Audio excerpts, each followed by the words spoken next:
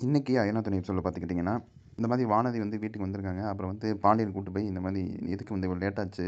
இந்த இதெல்லாம் வரல. நான் ஃபோன் எடுத்தேன்னா நாளைக்கு என்ன மெக்கானிக் ஷாப்பில இருப்பேன்ல அப்படின்னு சொல்லும்போது, "இல்ல பாண்டி நீ ஃபோனே எடுக்கல. நான் பயந்து பதினஞ்சு உனக்கு என்னமோ ஆச்சுன்னு சொல்லி தான் வந்தேன். நான் வீட்ல இருக்கேன். எனக்கு என்ன ஆக போகுது?" அப்படின்னு கேட்குறான் பாண்டியன். அதுக்கு வந்து என்னமோ ஆச்சுன்னு சொல்லி தான் நான் வந்தேன். சரி ஓகே அப்படின்னு சொல்லி 2 பேரும் கட்டி பிடிச்சிருந்தீங்க. அப்புறம் சமாதானம் ஆயிக்கிறாங்க. அப்புறம் பார்த்துக்கிட்டிங்கன்னா, நிலா வரா. நடேசன் கேட்குறான், என்ன மருமகளே லேட் ஆயிடுச்சா?" அப்படின்னு சொல்லி கேட்கும்போது, அப்படியே அவ பதில் சொல்லாமயே உள்ள போறா. உள்ள போயிட்டு சேரன் வந்து, "ஆமா வாப்பா, இப்போ தான் உன்ன பத்தி பேசிட்டு இருந்தேன். உன்ன போய் கூட்டு வர சொல்லி." நிலா வந்து கேட்குறாங்க, "உங்களுக்கு அறிவு இல்லையா?" அப்படின்னு சொல்லி கேட்க ஆரம்பிக்கிறேன். சேரனுக்கு ஒன்றுமே புரியல. என்ன திடீர்னு இப்படி சம்மந்தம்லாம் கேட்குறான் அப்படிங்கும்போது, நிலா திட்ட ஆரம்பிக்கிறான். "இந்த மாதிரி தான் எல்லாத்துட்டையும் போய் இந்த மாதிரி கதைய சொல்லுவீங்களா?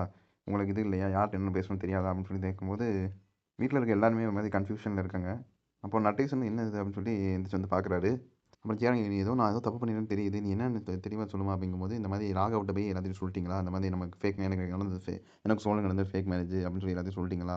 அப்படிங்கும்போது, அப்புறம் சோழன் இத கேட்டு கடுப்பாயி, "என்னண்ணே அப்படி சொன்னீங்க?" அப்படின்னு கேட்கும்போது, "ஆமாடா இந்த மாதிரி இந்த இன்ஜினியர் வந்து கூட்டு போனாரு. அப்புறம் போய் வேலை சம்மந்தமா பேசிட்டு அப்புறம் அவர் தான் கேட்டாரு. நான் அப்படியே எதார்த்தமா சொல்லிட்டேன்டா" அப்படின்னு சொல்லும்போது, 2 பேருமே டென்ஷன் ஆகி திட்ட ஆரம்பிக்கிறாங்க. சேரன் சரி, அவனுக்கு என்ன பண்றதுன்னே தெரியல. இதெல்லாம் வந்து பயங்கரமா திட்டுறாங்க. இந்த மாதிரி எல்லாத்துட்டயும் தான் போய் சொல்லுவீங்களா? அவன் என்னென்ன பண்ணான் தெரியுமா? அவன் வந்து இந்த மாதிரி வந்து நீ பண்ணது ஃபேக் மேரேஜ் தானே! அதெல்லாம் எதுக்கு கல்யாணமா கன்சிடர் பண்ற? நீ என் கூட வந்துரு. நான் அவனுக்கு ஃப்ளாட்லாம் புக் பண்ணி தரேன்னு அசிங்க அசிங்கமா கேட்குறான். நான் அன்னைக்கு காலைல தான் அவன்ட்ட சொல்லி வச்சிருந்தேன். எனக்கு ஆல்ரெடி கல்யாணம் ஆயிடுச்சு. சோழன் தான் என் ஹஸ்பண்ட். ஆனா வந்து நீங்க போய் மதியம் போய் இப்படி சொல்லி வச்சிருக்கீங்க அப்படிங்கும்போது, சோழன் ரொம்ப டென்ஷன் ஆகி, "என்னண்ணே இப்படி சொன்னியா? என்னண்ணே உனக்கு இதுவே இல்லையா? நீ தான் வயசுல மூத்தவன். இப்படி வந்து இப்படி பண்ணலாமா நீ?" அப்படின்னு சொல்லி சோழன் கேட்குறான்.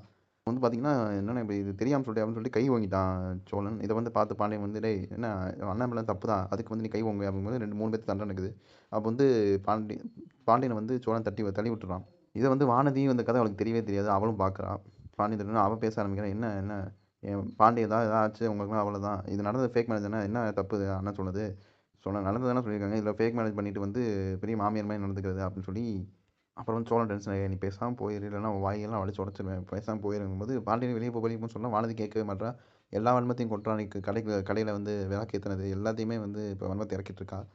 அப்புறம் வந்து பாண்டியன் வெளிய கூட்டு போன பிறகு அப்பயும் சொல்றான், இந்த மாரி நம்ம 2 பேர் தான் லவ்வர்ஸ். இவங்கலாம் ஃபேக் மேரேஜ். இவங்க கல்யாணம் ஆகி சந்தோஷமாவும் இல்ல. சும்மா அதெல்லாம் இவங்கலாம் வந்து நமக்கு பேச வந்துட்டாங்களா அப்படின்னு சொல்லிருக்கும்போது, சோழன் அடிச்சு பத்தி விட அப்புறம் வந்து வானதி போயிட்டா. அப்புறம் சோழன் வந்து கேட்குறாரு திரும்பி சேரன்ட்ட, "ஏன் இப்படி பண்ண?" அப்படிங்கும்போது, "ஏதோ தெரியாம பண்ணிட்டேன்." "தெரியாம நீ பண்ணியிருக்கக்கூடாதுண்ணே" அப்படின்னு சொல்லி நிலா சொல்றா.